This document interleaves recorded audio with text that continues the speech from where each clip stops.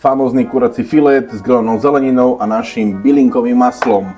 Takže našu grillovanú zeleninu si pomaličky prichystáme. Paprika, šalotka, cuketa, hneď šampióny a ideme. Taktiež aj troška cesnaku. Druhú časť si nachystáme naše kuracie prsia. Takže kuracie prsička si na vrchu len nakrojíme na takú mriežku.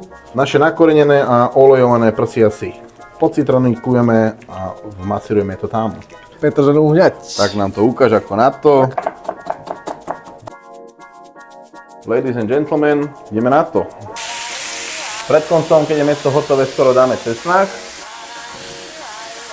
A už keď máme kuracie prsia skoro hotové, pridáme na takúto porciu byling masla. Môžeš.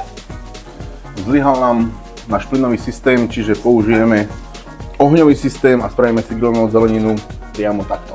Pred koncom, keď už bude zeleninka pomaly hotová, vhodíme cherry rajčiny, troška soli, korenia, dáme tam plátok citrónu, čerstvo nasekanú vňať. Dobrú chuť.